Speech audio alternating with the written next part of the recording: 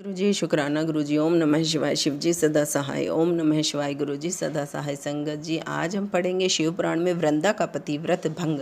भगवान श्री हरि जलंधर दैत्य के नगर में पहुंचकर एक उद्यान में ठहर गए। वृंदा ने स्वप्न में देखा कि उसका पति जलंधर नग्न अवस्था में सिर पर तेल लगाए भैंसे पर चढ़कर दक्षिण दिशा की ओर जा रहा है। वह काले रंग के पुष्पों की माला पहने हुए उसके चारों ओर हिंसक जीव चल रहे हैं।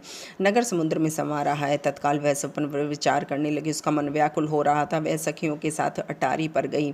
उपवन में उसने एक मौनी तपस्वी को देखा। भयभीत वृंदा ने उस मौनी के तपस्वी को गले में हाथ डाल दिया। ऐसा करने से वृंदा की घबराहट दूर हो गई। उसने मुनि को प्रणाम करके कृतज्ञता प्रकट की। इसी समय मुनि के पास दो बंदर आए। वे आकाश में गए और जलंधर का सिर तथा धड़ लेकर मुनि के पास पहुंचे।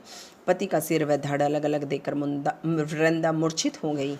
होश आने पर वह विलाप करने लगी। वह मुनि से बोली, हे कृपा के सागर, आप मेरे पति को जीवित करिए। वह आर्द्रता से मुनि के चरणों में सिर रखकर रोने लगी। इस पर मुनि बोले, इसका वध शिव जी द्वारा हुआ है, अतः इसका जीवित होना कठिन है, परंतु शरणागत की रक्षा करना ही सनातन धर्म है, अतः मैं इसे जीवित कर देता हूँ। मुनि ने उसको जीवित कर दिया। अब श्री हरि की यह माया थी। जलंधर को फिर से जीवित देखकर वृंदा की प्रसन्नता का ठिकाना न रहा। जलंधर ने वृंदा का आलिंगन किया। अब वह विष्णु रूप में बदल गई।